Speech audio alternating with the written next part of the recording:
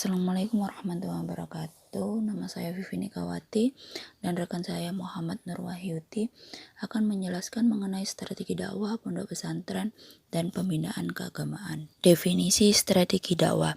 Strategi dakwah berasal dari kata strategi dan dakwah. Strategi sendiri berasal dari bahasa Yunani, yaitu dari kata stragos atau strategis, dengan kata jamak strategi yang berarti jenderal, tetapi dalam bahasa Yunani kuno berarti perwira negara dengan fungsi yang luas. Secara epistemologi, strategi adalah rencana yang cermat mengenai kegiatan untuk mencapai sasaran khusus. Secara etimologis, kata dakwah merupakan bentuk masdar dari kata da'a dan yad'u yang artinya adalah memanggil, mengundang, mengajak, menyeru, mendorong, dan memohon.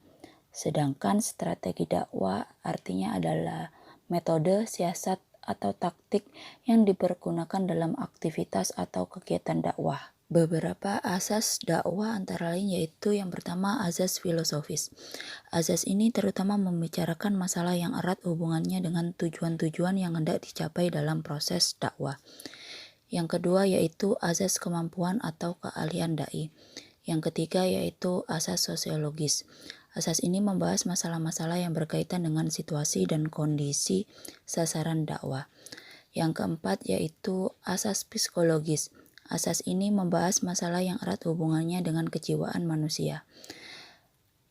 Yang kelima yaitu asas efektivitas dan efisiensi.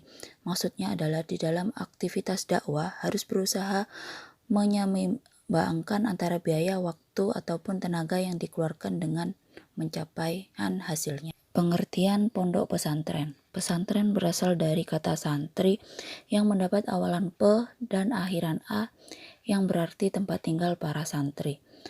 Menurut Hasbuwah, pesantren adalah suatu lembaga pendidikan dan pengajaran agama Islam umumnya dengan cara non-klasikal, di mana kiai mengerjakan ilmu agama kepada santrinya berdasarkan kitab yang ditulis dalam bahasa Arab oleh ulama-ulama di abad pertengahan.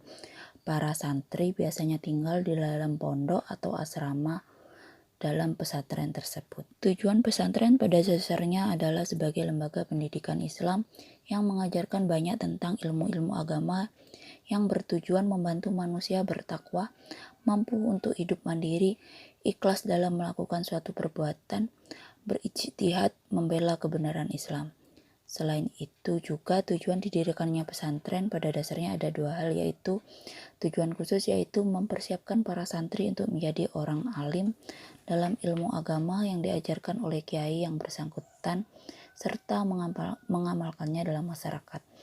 Tujuan umumnya yaitu membimbing anak didik untuk menjadi manusia berkepribadian Islam yang sanggup dengan ilmu agamanya menjadi mubalik Islam dalam masyarakat sekitar melalui ilmu dan amalannya. Bentuk strategi dakwah dalam pondok pesantren yaitu pesantren sebagai lembaga pendidikan dengan menyelenggarakan pendidikan formal seperti madrasah, sekolah umum, perguruan tinggi, dan juga pendidikan non-formal yang secara khusus mengajarkan pelajaran agama yang sangat kuat seperti fikih, hadis, tafsir, dan lain sebagainya. Selain itu juga sebagai lembaga sosial dan penyiaran agama. Lembaga dakwah juga bisa disebut sebagai organisasi formal yang menekankan pada susunan tatanan kerja secara rasional. Pengertian pembinaan keagamaan. Pembinaan berarti usaha atau tindakan yang dilakukan secara berdaya guna dan berhasil untuk memperoleh hasil yang lebih baik. Sedangkan agama menurut Sidi Ghazalbah yaitu berasal dari bahasa Inggris religion, yaitu kepercayaan dan hubungan manusia dengan Yang Maha Kuasa. Sedangkan pengertian pembinaan dari agama yaitu usaha dan kegiatan untuk menyempurnakan rohani beragama yang dilakukan secara berdaya guna berdasarkan ukuran-ukuran dalam agama Islam sehingga menjadikan agamanya sebagai pedoman dalam hidup. Tujuan pembinaan agama yaitu membimbing manusia agar dapat memahami, menghayati, serta mengamalkan ajaran agama yang dilakukan dengan penuh keikhlasan, bukan karena keterpaksaan. Demikian presentasi dari kelompok kami. Apabila ada kesalahan yang disengaja maupun tidak disengaja, kami mohon maaf yang sebesar-besarnya, dan atas perhatiannya kami ucapkan wassalamualaikum warahmatullahi wabarakatuh.